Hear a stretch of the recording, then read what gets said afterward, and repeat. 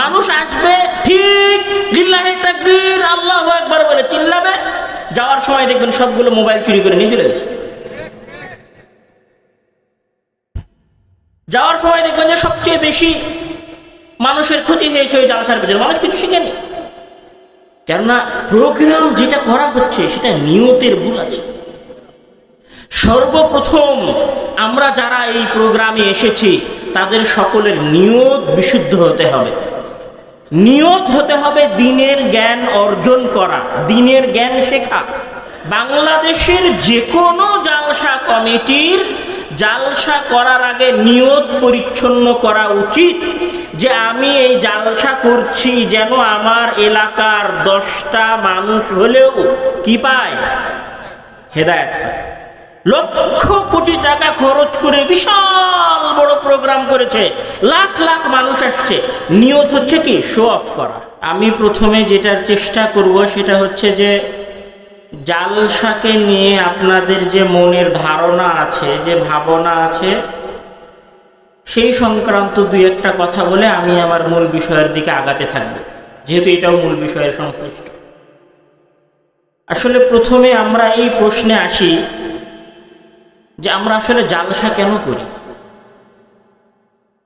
মানে যে আজকের এই জালসার যে আয়োজন করা হয়েছে, স্টেজ, প্যান্ডেল, লাইটিং, এই পুরো এলাকাব্যাপী লাইটিং করা হয়েছে, হয়তো 2-4 দিন মাইকিংও করা হয়েছে, এই যে এটার ভাড়া দেওয়া হয়েছে, আমাদেরকে রাজশাহী থেকে নিয়ে আসা হয়েছে, লাইটিংয়ের ব্যবস্থা করা হয়েছে, এগুলোর পিছনে টাকা পয়সা খরচ করা হয়েছে, এর তো একটা বিশাল বাজেট আছে।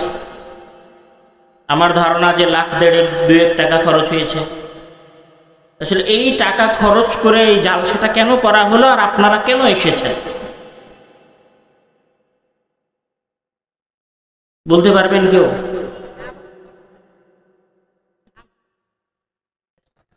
আমল,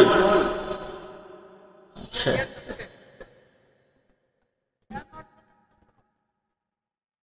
সমস্যা হচ্ছে আমি আজকে একটু খোলামেলা কথা বলি, খারাপ লাগলে ছোট ভাই মনে করে মাফ করে দিবেন। সত্যি কথা বলতে আপনারাও যেমন পরিষ্কারভাবে জানেন না যে জালসায় কেন এসেছি, তেমন ভাবে কমিটিও জানে না যে আমরা কেন জালসা করেছি। জালসা হতো, জালসা করতে হবে, তাই জালসার আয়োজন হয়েছে। আর মানুষ, সমাজের মানুষ মনে করছে ওইখানে একটা জালসা আছে, আব্দুর রাজ্জাক বিন ইউসুফ সাহেব আসবে, যেতে হবে, তাই চলে এসেছে।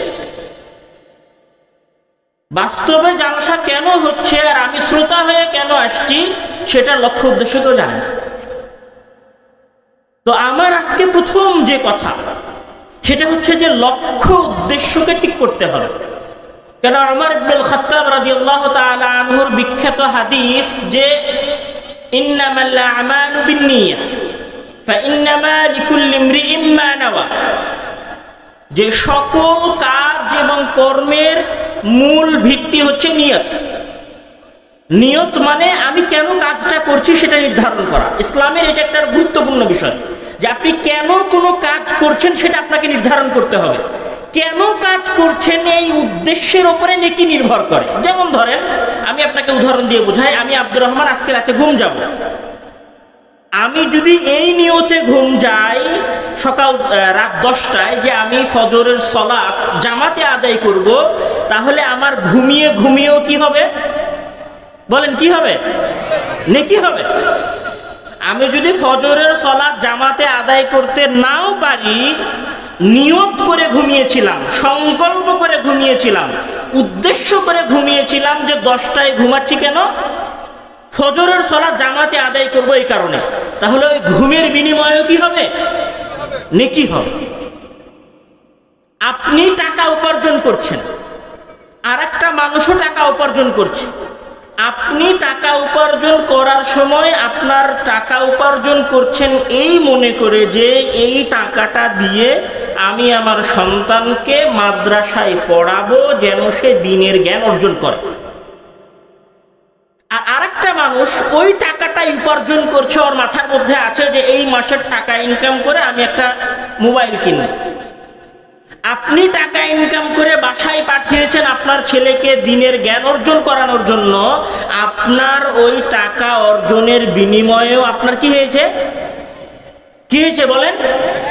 নেকি হয়েছে। নেকিটা কেন হলো বলেন? নিয়তের কারণে। কিসের কারণে? নিয়তের কারণে, লক্ষ্য উদ্দেশ্যের কারণে। যদি লক্ষ্য উদ্দেশ্য ভুল হয় তাহলে নেকি হবে না। লক্ষ্য উদ্দেশ্য যদি ভুল হয় তাহলে কাজ ভালোভাবে বাস্তবায়ন হবে না। তাহলে সবার আগে, শুধু এই জালসা দিয়ে না, বাংলাদেশের যে কোনো জালসা কমিটির জালসা করার আগে নিয়ত পরিচ্ছন্ন করা উচিত যে আমি এই জালসা করছি যেন আমার এলাকার 10টা মানুষ হলেও কি পায়? হেদায়েত। লক্ষ কোটি টাকা খরচ করে বিশাল বড় প্রোগ্রাম করেছে, লাখ লাখ মানুষ আসছে, নিয়ত হচ্ছে কি? শো অফ করা। নিয়ত হচ্ছে কি? শো অফ করা। মানুষ আসবে ঠিক, লিল্লাহি তাকবীর আল্লাহু আকবার বলে চিল্লাবে, যাওয়ার সময় দেখবেন সবগুলো মোবাইল চুরি করে নিয়ে চলে গেছে। যাওয়ার সময় দেখবেন যে সবচেয়ে বেশি মানুষের ক্ষতি হয়েছে ওই জালসার পেছনে, মানুষ কিছু শিখেনি। কেননা প্রোগ্রাম যেটা করা হচ্ছে সেটা নিয়তের ভুল আছে। সর্বপ্রথম আমরা যারা এই প্রোগ্রামে এসেছি তাদের সকলের নিয়ত বিশুদ্ধ হতে হবে। নিয়ত হতে হবে দ্বীনের জ্ঞান অর্জন করা, দ্বীনের জ্ঞান শেখা। কেন নিয়ত হতে হবে দ্বীনের জ্ঞান শেখা? সেটার ফায়দা কি? সেটার প্রথম ফায়দা তো যে আপনি উপকার পাবেন এই জালসায়। দ্বিতীয় ফায়দা হচ্ছে রাসূল সাল্লাল্লাহু আলাইহি ওয়াসাল্লাম বলছেন, মান সালাকা তরিকান ইয়ালতামিসু ফীহি ইলমান সাহহালাল্লাহু লাহু বিহি তরিকান ইলাল জান্নাহ।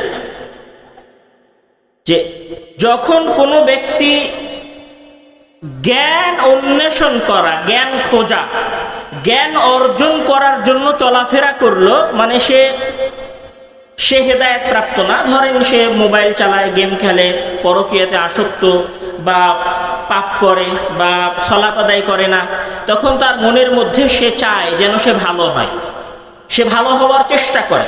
সেই ভালো হওয়ার চেষ্টা থেকে ধরেন সে এই জালসায় উপস্থিত হয়েছে। এই জালসায় সে উপস্থিত হয়েছে দ্বীনের জ্ঞান অর্জন করার জন্য, দ্বীন সম্পর্কে জানার জন্য, দ্বীন সম্পর্কে কিছু শেখার জন্য। তখন রাসূল সাল্লাল্লাহু আলাইহি ওয়াসাল্লাম বলছেন, সাহহালাল্লাহু লাহু বিহি তরিকান ইলাল জান্নাহ। আল্লাহ তাআলা তার ওই চেষ্টার মাধ্যমে যদি দ্বীনের জ্ঞান অর্জন করা উদ্দেশ্য হয় তাহলে আল্লাহ তাআলা তার জান্নাতে যাওয়ার রাস্তা সহজ করে দিবেন। এখন আপনাদের মধ্যে যারা আজকে নিজেদের বাসা থেকে এখানে জালসায় এসেছেন, কেউ কি এই নিয়ত করে প্রোগ্রামে এসেছেন যে আজকের প্রোগ্রামে গেলে আমার জান্নাতে যাওয়াটা সহজ হবে? আজকের প্রোগ্রামে যারা উপস্থিত হয়েছেন তারা কি কেউ এটা মনে করেছেন যে এখানে কিছু শিখবো, এখান থেকে সেটা শিখে যাওয়ার পরে বাসায় গিয়ে আমল করব, যে আমল করার মাধ্যমে আমি সঠিক পথে থাকব? এই নিয়ত যদি আপনি করে থাকেন তাহলে আল্লাহ তাআলা আপনার জান্নাতে যাওয়ার রাস্তা সহজ করে দিবেন। ভাই আপনি একটু বসেন, পিছনে লোক অসুবিধায় পড়ছে, একটু বসেন বসেন।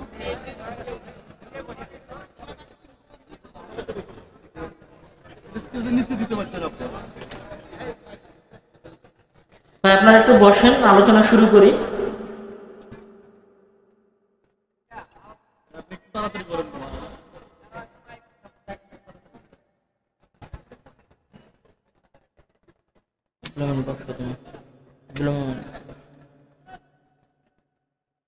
إن الحمد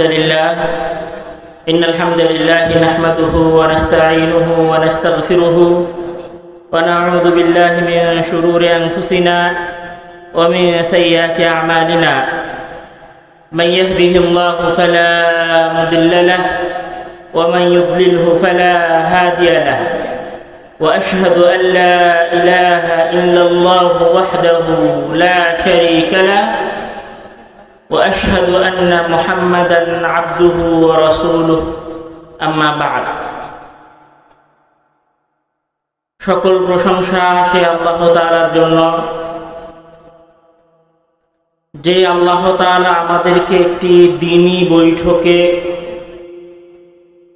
দ্বীনের জ্ঞান অর্জন করার জন্য আসার তৌফিক দান করেছেন। আলহামদুলিল্লাহ।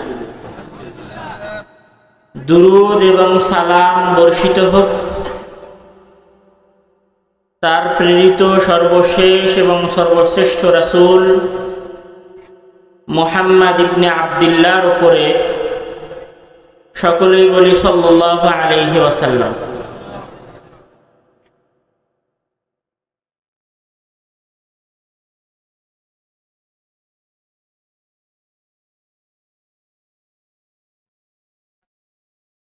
আমার আজকে সংক্ষিপ্ত আলোচনার বিষয়ের কেন্দ্রবিন্দু আমাদের সমাজের